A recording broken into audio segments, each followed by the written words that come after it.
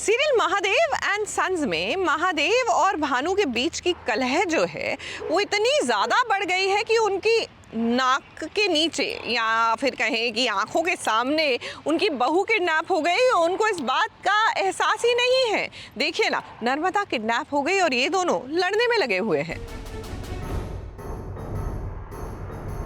ईंट भट्टी के मालिक अब हमारे घर में ईंट और पत्थर का काम। उसके बाद आपकी मर्जी, हम आना चाहे आइए और ना आना चाहे तो मत ही आइए।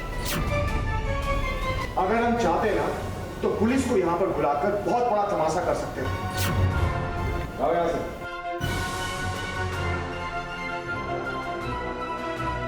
महादेव और भानु की लड़ाई कब तक खत्म होगी, इसका जवाब किसी के पास नहीं है।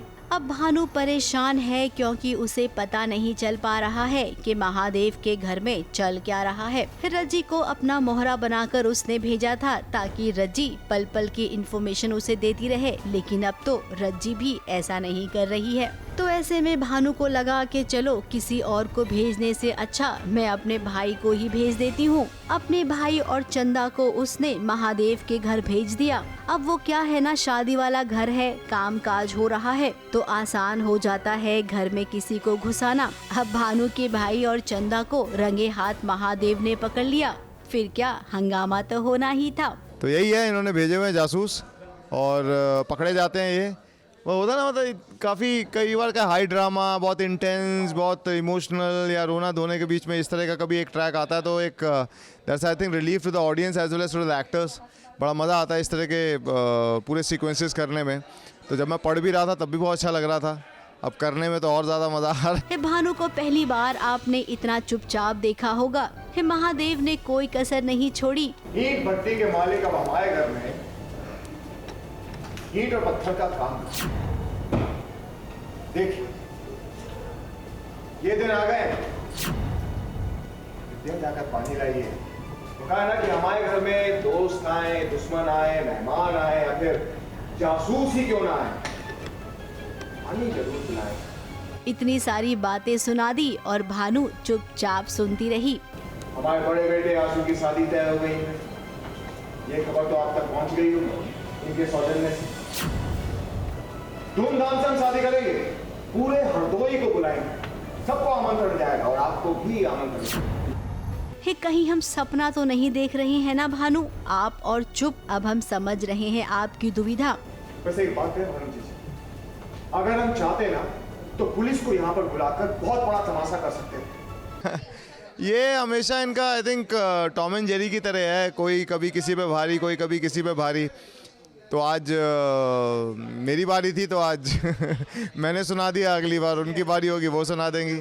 बट आई थिंक ये बैंटर आपस में एक दूसरे के साथ में जो लगा रहता है, आई थिंक बहुत काफ़ी पसंद ही आता है लोगों को। इस बेइज्जती का बदला सूद समेत लौटाएगी भानु। वहीं दूसरी ओर रज्जी और धीरज आ गए हैं। घर वालों को कैसे बताएं कि नर्मदा भाभी किडनैप हो गई है। शादी ब्याह का माहौल है और जिस घर में शादी तय हुई है वो घर वाले फ्रॉड हैं। ना तुमने हमारी बात सुनी, ना नर्मदा भाभी ने बात सुनी। हो गया कांड। आई एम सॉरी, हम माफी मांग रहे हैं। रज्जी आ रही है भाग के क्योंकि नर्मदा भाभी किडनैप हो गई हैं और रज्जी तब साथ थी और सब में ऑब्वियसली मोगरा का लेना देना है और धीरज को मैंने ही बुलाया। एंड रज्जी सच नहीं बताती है घर आके कि मोगरा का लेना देना है, बिकॉज कहीं ना कहीं रज्जी को मोगरा ने थोड़ा सा ये कर दिया है मैनिपुलेट कि यू नो कि मोगरा को भी वो लड़का परेशान कर रहा है। तो इसलिए रज्जी नहीं चाहती कि आशु दादा और मोगरा की शादी एकदम से ख़राब हो। तो अभी के लिए बस सिर्फ इतना बताया कि किडनैप हो गई है नर्मदा भाभी। अब इस बात को कैसे महादेव के सामने लाएं? वाकई में बहुत बड़ा टास्क है ये। अब पहली बार तो महादेव की मर्जी से कोई शादी हो रही है, तो धीरज नहीं चाहता है कि ऐसे में पापा के फैसले के खिलाफ कोई भी जाए। अब हम तो जानते हैं कि ये शादी होगी ही नहीं, इन मौके पर खुलासा होगा। लेकिन हाँ, इस बार महादेव किसी को गुस्सा नहीं करेंगे। मुंबई से विशाल शर्मा के साथ एबीपी न्यूज रिपोर्ट।